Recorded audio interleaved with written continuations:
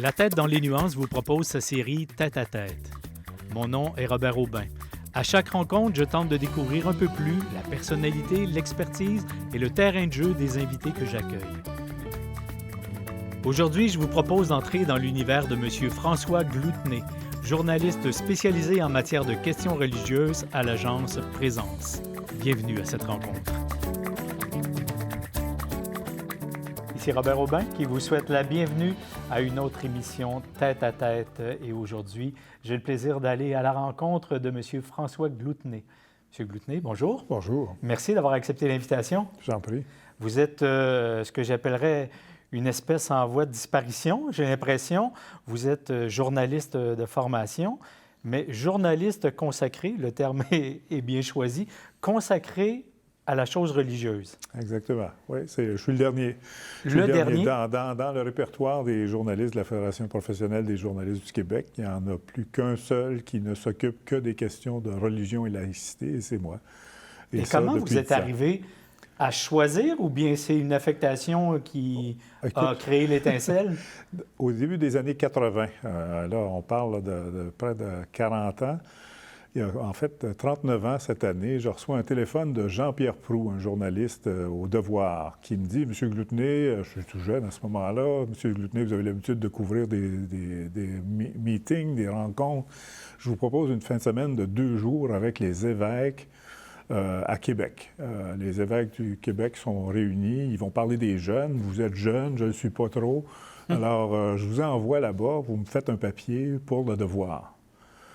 Lundi matin. Alors, je pars pour la fin de semaine. Je fais mon premier grand reportage pour le Devoir.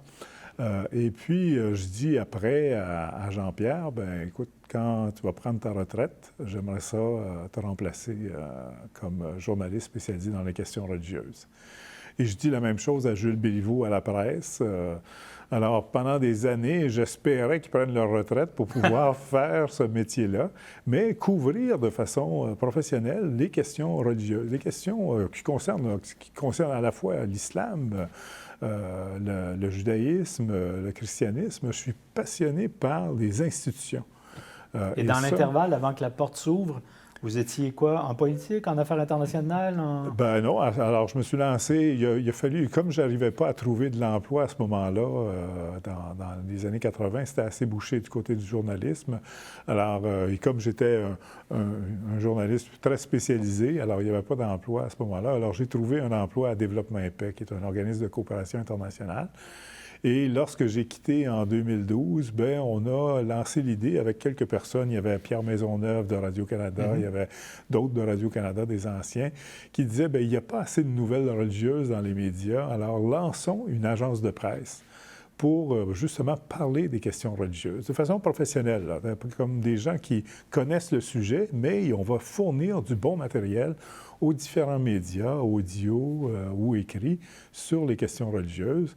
Et bien, j'ai tout de suite embarqué dans ça. Et depuis 2015, bien, on a lancé une agence de presse qui s'appelle Présence et qui, justement, essaie d'être le plus possible fidèle à cette thématique-là religieuse. Dès que ça concerne les questions religieuses, ça nous intéresse. Vous avez un joueur de hockey qui fait un signe de croix avant d'aller sur la glace, ça nous intéresse. Vous avez un prêtre qui est accusé d'agression sexuelle, bien, ça nous intéresse évidemment. Vous avez une femme qui est nommée évêque dans une église du Québec, bien, ça aussi, ça nous intéresse. C'est sûr qu'on va couvrir ça. Alors, ça a été ça qu'on a fait depuis 10 ans, c'est-à-dire de couvrir la matière religieuse. Et croyez-le ou non, on n'a jamais manqué de sujet. Ça, j'en doute pas. Mais il y a une question qui m'apparaît quand même, parce que vous me dites en début d'entrevue que vous êtes le seul journaliste encore inscrit comme journaliste spécialisé sur les questions religieuses. Et là, vous êtes partie prenante d'une agence spécialisée dans la couverture d'événements religieux, dont vous êtes le seul journaliste, ou il y a de la relève cette agence? Justement, on a beaucoup de difficultés à trouver quelqu'un pour me remplacer ou pour m'accompagner. Au début, on était 2. Et là, notre rédacteur en chef a quitté il y a 2 ans. On n'a pas été capable de le remplacer encore. On aimerait bien trouver quelqu'un. On trouve beaucoup de jeunes journalistes là, qui sont capables d'écrire, qui sont bons pour trouver la nouvelle, pour débusquer des bons sujets. Mais dès qu'il arrive la question religieuse, bien là, ils ont de la difficulté à trouver les mots. C'est un peu comme si on m'envoyait couvrir un match de tennis. J'avoue que j'aurais beaucoup de difficulté à couvrir ça. Ça me prendrait beaucoup de temps avant de bien comprendre comment ça fonctionne et être bon dans mes articles. Alors, c'est le problème qu'on a au Québec, c'est que, d'une part, on n'a pas de relève de ce côté-là, parce qu'il n'y a pas de culture dite religieuse chez les jeunes journalistes. Il y a des mots qu'on ne comprend pas. Il faut quand même savoir c'est quoi la différence entre un imam, un rabbin et un prêtre. Il faut savoir la différence entre un archevêque et un cardinal. Il y a des éléments comme ça là, qui c'est important de comprendre. On peut toujours corriger, mais ça peut être difficile là, quand on est dans une agence de presse qui est spécialisée sur le sujet. Notre modèle à l'époque, c'était de l'agence Science Presse qui existait, et donc qui fournissait aux grands médias des textes et des informations fort intéressantes sur des sujets plutôt complexes, la science. Alors, nous, on se disait, bien, on va faire la même chose sur le côté religieux. Et je dois dire que 10 ans plus tard, ça n'a pas été très bon, d'une certaine manière, parce que les médias hésitent à acheter des textes qui sont sur ce sujet-là. Ce n'est pas un sujet qui est particulièrement important dans un journal ou même dans un téléjournal. Et pourtant, c'est probablement un sujet sur lequel la désinformation ou la mésinformation est la plus fragile. Oui, d'une certaine Justement manière. parce qu'on ne possède pas le vocabulaire. On ne possède pas, exactement. Et pensez que dans les grands mouvements mondiaux actuellement, il y a beaucoup d'éléments religieux à l'intérieur de ça, mais on n'est pas capable de les expliquer. La guerre en Ukraine, bien, c'est aussi le fait de soldats qui sont orthodoxes russes ou orthodoxes ukrainiens. Et ça, bien, personne n'est capable de l'expliquer. Vous avez... Effectivement, c'est la première fois que j'entends cet angle-là dans le conflit. Voilà, et vous avez le chef, le patriarche orthodoxe, qui appuie Vladimir Poutine. Et ça, c'est quand même assez spectaculaire. Et vous avez d'autres responsables orthodoxes d'Ukraine qui appuient le président ukrainien et qui refusent l'hégémonie que veut proposer à la fois Poutine et à la fois le patriarche orthodoxe de Russie. Alors, c'est juste pour vous dire que même dans tous les débats internationaux, il y a toujours une composante religieuse, en tout cas régulièrement, ce qui fait qu'on n'a jamais manqué de travail et qu'on aimerait bien trouver, en tout cas, de nouveaux journalistes là, pour travailler. Bien, justement, je vais me permettre un petit retour en arrière sur votre première fin de semaine à Québec, envoyée par Le Devoir. Vous l'aviez déjà, ce vocabulaire-là, à l'époque? Ou bien c'est la découverte cette fin de semaine-là, une sorte d'appel en disant « Moi, je vais me consacrer à ce type de dossier ». Bien, en sortant de l'université, j'avais commencé à écrire à ce moment-là pour Relations, par exemple, la revue des Jésuites, qu'on a entendu parler là, ces derniers temps parce qu'elle a fermé. Je travaillais pour une petite revue vous vous souvenez peut-être, qui s'appelait la Revue Notre-Dame. C'était une petite revue qu'on trouvait dans les caisses populaires. À l'époque, on allait dans les caisses populaires. Qui avait un peu le format du Reader's Digest. Exactement. Et alors, j'avais 24 ans et j'ai écrit mon premier dossier dans la revue Notre-Dame et j'étais fort heureux d'avoir écrit un texte semblable. Alors, sinon, ça a été un enchevêtrement. Moi, je connaissais bien ce milieu-là. Et est-ce que votre parcours académique vous avait préparé à ça aussi? D'une certaine manière, mais pas nécessairement. J'étais un journaliste et moi, ce qui m'intéressait, c'était les institutions. Alors, les institutions politiques, différentes institutions municipales, ça m'intéressait. Et il y a eu une ouverture un jour avec Relations pour parler des questions de jeunesse, mais aussi, c'était dans une revue religieuse, Relations. Alors, ça a été comme ça que ça a commencé. J'imagine que la pénurie de journalisme spécialisé, c'est aussi un trait spécifique au Québec. Parce que la plupart des reportages, aussi peu nombreux soient-ils, qui nous viennent de l'étranger et qui traitent de questions religieuses, est-ce qu'ils ont cette même problématique de trouver la relève? Non, c'est peut-être aussi au Québec parce que, et il faut dire que c'est aussi dans plusieurs domaines. Je veux dire, il y a de moins en moins de journalistes là, spécialisés. On a de plus en plus de journalistes généralistes là, qui travaillent sur différents sujets. C'est bien et ils font un très bon travail. C'est juste qu'on manque, je pense, de journalistes qui soient spécialisés dans certains domaines. On aime bien avoir des journalistes économiques pour nous parler d'économie. On aime avoir des journalistes journalistes sportifs qui connaissent tout ça à l'intérieur d'un petit monde, là, tu sais. Alors, c'est juste un autre sujet sur lequel on peut faire du bon travail. Et je pense qu'on a fait du bon travail depuis 10 ans. On a trouvé plusieurs primeurs, on a soulevé quelques scandales, je pense bien, tout ça. Et parce que c'est un milieu qui, il y a beaucoup de gens qui sont dans ce milieu-là, même si les églises peuvent être désaffectées, même si les synagogues sont peut-être moins... il y a peut-être moins de monde qui y sont, il reste qu'il y a des leaders, il y a des gens qui parlent, il y a des gens qui posent des gestes. Et ça, c'est ça le métier du journalisme, hein? C'est les faits. Et est-ce qu'au niveau du financement de cette agence de presse, il y a une reconnaissance gouvernementale en termes de support financier, justement parce que la question de la laïcité n'est pas très loin de la question religieuse. Oui. Les deux sont imbriqués et si on veut la mieux comprendre... Non, malheureusement, on est identifié comme un média, on est reconnu comme un média. Par exemple, Facebook nous censure depuis plus d'1 an. Alors, on est comme tous les autres médias là, qui sommes censurés par Facebook. Mais au niveau des subventions, on n'en a aucune des gouvernements. Et c'est une bonne chose d'une certaine manière, là, parce que... Ça conserve votre indépendance. Ça conserve notre indépendance et on est content de ça. On n'a pas de financement là, qui nous vient d'une église ou d'une religion. Là. On a des financements qui nous viennent d'individus qui sont croyants ou non, mais qui sont intéressés par le journalisme religieux. Malheureusement, et c'est là où j'en suis après 10 ans, malheureusement, les grands médias n'achètent pas beaucoup de nos textes. Et ça, c'est dommage. Absolument. Parce que ils ont déjà leur public, ils ont déjà leurs employés. Aussi, il y a des problèmes financiers dans l'ensemble des médias aussi, on en est bien conscient. Alors, avoir d'autres financements à offrir pour obtenir des informations, des nouvelles et des photos, on préfère forcément utiliser notre propre personnel. Vous êtes journaliste, mais pas que. Vous êtes entre autres formateur au Centre Saint-Pierre. Alors, un petit mot sur le Centre Saint-Pierre. Et ma première question, c'est qui on attire quand déjà on a dans le nom Saint-Pierre? Il y a déjà comme une forme d'orientation là, dans une société qui se veut de plus en plus laïcisée. Est-ce que c'est un frein?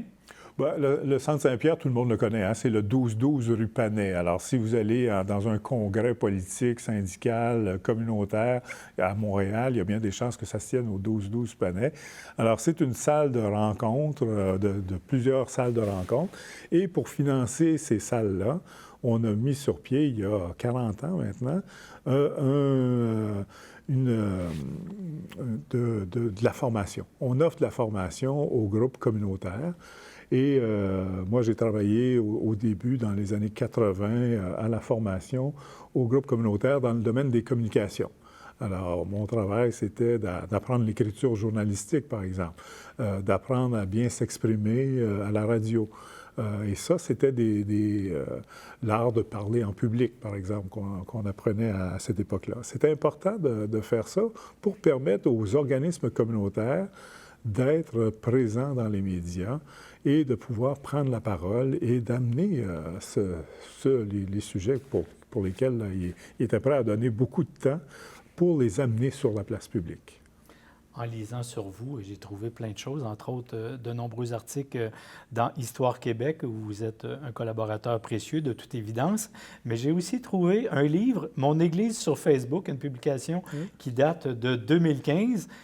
Je me demandais, est-ce que cette publication-là traverse la vitesse avec laquelle les médias sociaux se réinventent? Ouais. Est-ce que ce que vous proposez pour Facebook serait bon pour les TikTok, pour les Instagram de ce jour? Oui, écoute, on a fait ce papier-là il y a quelques années. Au début, les gens commençaient à se dire, oui, c'est intéressant Facebook, mais ce qui est surtout intéressant, c'est les pages publiques de Facebook. Les pages personnelles, c'est moins intéressant, mais les pages publiques. Alors, moi, je trouvais intéressant que les groupes religieux puissent justement avoir des pages Facebook. Ça a été un outil pour les aider à bien débuter de ce côté-là, à trouver des bonnes informations à déposer dans leur page. C'est le genre de livre qui était vite passé date, parce que Facebook a beaucoup évolué, parce que les médias sociaux ont beaucoup évolué.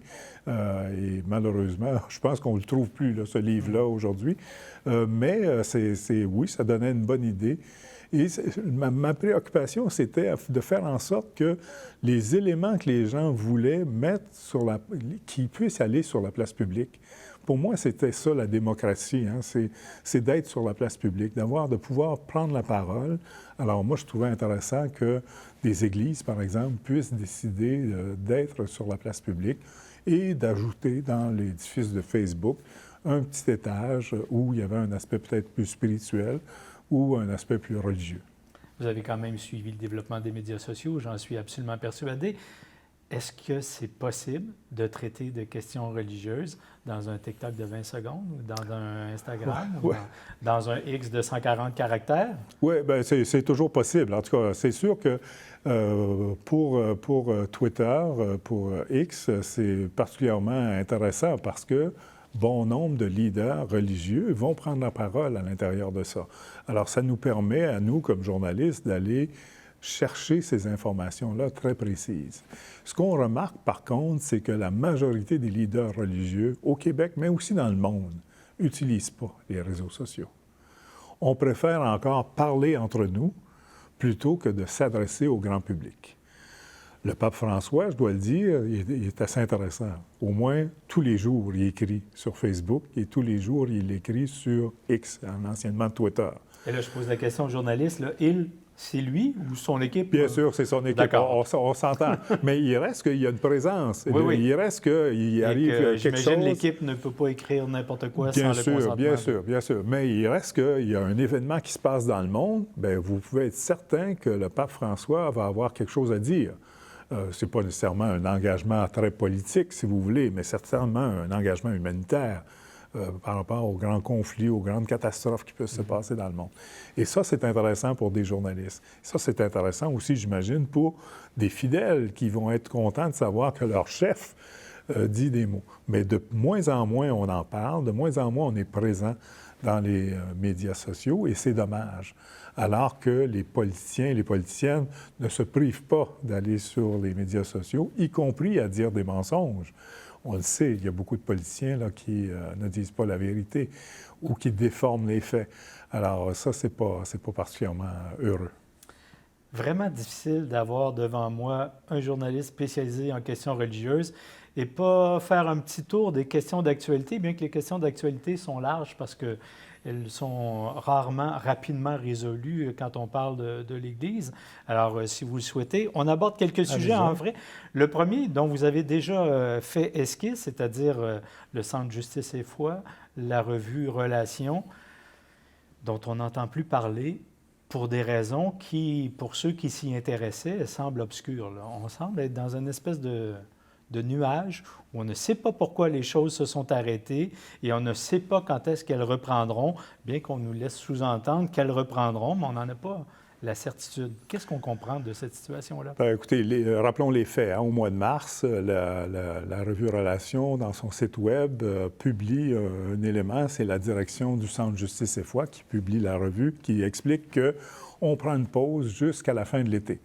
Le temps de revoir comment on fonctionne, de revoir aussi, de se refaire une santé financière. On sait que la santé n'est pas toujours très bonne de ce côté-là. On veut aussi revoir le fonctionnement de l'équipe et tout ça. C'est une surprise, et c'est une surprise aussi pour le personnel, et qui est mis à pied, qui, heureusement, peut bénéficier là, de certaines aides au chômage. Là. Alors, ce qui s'est passé ensuite, c'est que, bon, on nous avait dit d'ici la fin de l'été. Alors, évidemment, le dernier jour de l'été, vous pouvez imaginer que j'étais là à leur demander, bon, alors, qu'est-ce que vous avez décidé? Et là, on m'a tout simplement dit, bien, on reporte ça de 4 mois. Alors, donc, on n'aura pas de nouvelles avant janvier 2025. Alors, c'est particulièrement important, là, on pense, c'est un centre, le dernier centre de justice sociale, un des derniers lieux dans l'Église catholique pour développer une pensée critique, une pensée sociale. Il faut vous rappeler là, que, par exemple, les mouvements d'action catholique sont de moins en moins nombreux. La JOC, qui a été si importante dans l'histoire du Québec, bien, ça n'existe plus. Le mouvement est décédé il y a peu. Des groupes féministes qui existaient dans l'Église catholique, bien, c'est fermé maintenant. Alors, il ne restait pas beaucoup de lieux dans l'Église catholique pour avoir une pensée critique. Et le Centre Justice et Foi en était une. Et malheureusement, c'est fermé, en tout cas jusqu'au mois de janvier. Alors, la suite, croyez-moi, en janvier, vous allez être sur le dossier. J'essaierai d'en savoir davantage. Mais vous avez déjà une perception? Ça sent bon, le retour? Ou bien on se prépare à la catastrophe? Écoutez, pensez-y, là. Une revue qui n'est pas publiée pendant déjà 6 mois. Est-ce que vous pensez qu'on peut revenir comme ça? C'est dramatique, là. C'est une revue, là. C'est difficile de repartir une revue, là, de tout mettre en branle, là. Alors, imaginez l'impact sur une équipe. L'impact, c'est difficile aussi pour une équipe. Est-ce qu'on va vouloir revenir, tout ça? Non, on ne sait pas encore. Là. C'est encore trop embryonnaire. Je me plais à imaginer que si une revue peut le faire, ses relations, compte tenu de son histoire et de sa longévité, mais on vous lira en 2025, en janvier 2025. Je vous avais entendu dire pendant la table ronde qu'on a fait ensemble sur le sujet du devenir de l'Église catholique, de parler de l'ouverture des archives, entre autres, face à la réconciliation, ce qui m'amène en lien avec un autre article que vous avez publié dans La Croix internationale le 25 septembre 2024.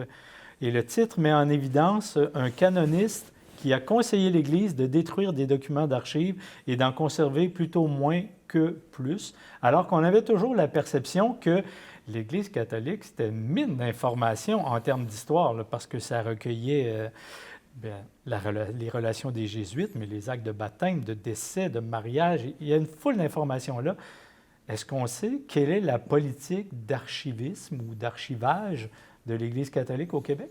Oui, en tout cas, ça a été une révélation. C'est assez impressionnant comment ça s'est arrivé, cette histoire-là. Je fouillais dans des dossiers juridiques. C'était un procès là, qui avait lieu. Et là, un des avocats dit « L'Église catholique a détruit des documents ». Et comme preuve, il donne des conseils qu'un éminent canoniste, donc un expert en droit canon, donc c'est un avocat, là, qui donne aux églises dans les années 90, qui leur donne ce conseil ici. Détruisez vos documents avant que ça ne vous saute dans la figure. C'est dramatique, là.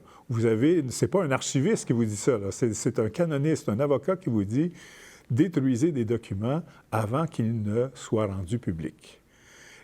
Qu'est-ce qu'on a détruit? On ne le sait pas. J'ai cherché à savoir ce qu'on avait détruit, mais je ne sais pas.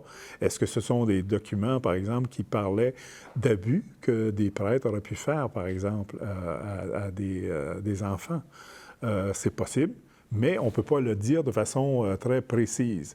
Mon travail comme journaliste, c'était de rendre public cette directive-là, ce conseil-là de ce canoniste-là, et ensuite d'essayer de trouver si effectivement des documents étaient disparus. Je vous donne un exemple très précis d'un document qui est certainement disparu. Vous avez entendu parler de l'abbé Pierre. Bien, l'abbé Pierre, c'est un homme, l'homme le prêtre le plus aimé des Français pendant longtemps, un homme extraordinaire qui a tant fait pour les personnes sans logis et qui, durant l'été, on a appris qu'il a abusé des femmes en France et un peu partout dans le monde. En ouvrant les archives en France, on découvre une lettre que le cardinal de Paris a envoyée à l'archevêque de Montréal à l'époque, le cardinal Paul-Émile Léger, dans laquelle il dit au cardinal Paul-Émile Léger, « Faites attention, cet homme, l'abbé Pierre, n'est pas bien. C'est même un malade mental, comme on disait à l'époque. Il a blessé des gens pour la vie, des jeunes femmes pour la vie. » C'est sérieux, là. Alors, cette lettre-là doit être dans les archives du cardinal Léger. Quand je demande à l'archidiocèse de Montréal de me trouver cette lettre-là, on me dit « Il n'y a rien sur l'abbé Pierre. » On n'a donc pas conservé ce document-là.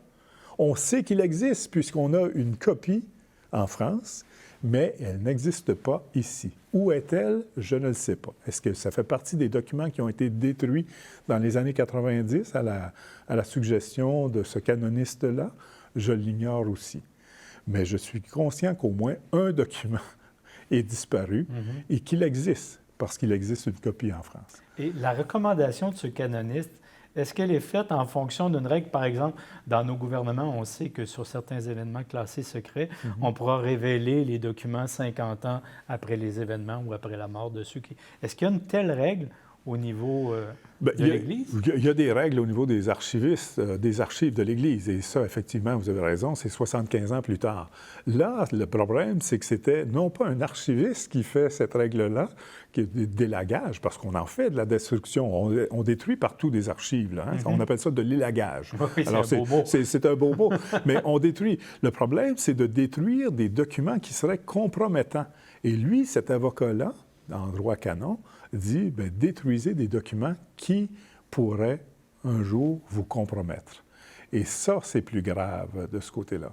Je n'ai pas l'impression qu'on a jeté des documents fiscaux, là. Je n'ai pas l'impression qu'on a jeté des documents qui avaient peu de valeur, là. J'ai l'impression qu'on a jeté des lettres anonymes, par exemple, que les gens auraient pu recevoir. J'ai l'impression qu'on a jeté des témoignages d'hommes et de femmes qui disaient avoir été abusés par des prêtres ou des religieux et des religieuses. Ça c'est assez spécial. Mais on ne peut pas le prouver, puisque le document n'existe plus. En quelques minutes, pour conclure cette rencontre, j'aurais le goût de vous demander, puisque vous avez démontré à l'évidence pendant ce 30 minutes la pertinence du rôle du journaliste en matière religieuse, est-ce que, comme citoyen, qu'est-ce qu'on doit faire pour faire des pressions pour que ce sujet ait plus de place dans nos médias? Bien, d'abord, il faut s'intéresser aux questions religieuses, la première chose. Une fois qu'on s'y intéresse, bien, à ce moment-là, on va vouloir en savoir davantage et on devrait inviter, en tout cas, nos médias, tous nos médias, à porter une attention à ce dossier-là. Écoutez, chaque année, par exemple, vous avez les Journées du patrimoine religieux. J'invite les gens à aller visiter à la fois les églises, mais aussi les mosquées ou même les synagogues à Montréal qui sont ouvertes justement pour comprendre ce qui se passe à l'intérieur de ça. On passe dans nos univers devant des églises tous les jours de notre vie. On n'entre pas à l'intérieur. C'est peut-être dommage parce qu'on apprendrait peut-être des choses. On n'hésite pas à aller dans une salle de spectacle. On n'hésite pas à aller dans un aréna. On pourrait très bien entrer dans une église, une mosquée ou une synagogue ou un temple bouddhique pour justement découvrir de nouvelles réalités. François Gouthnet, un immense merci d'être passé à notre émission. C'était une superbe rencontre. Je vous remercie. Merci à vous.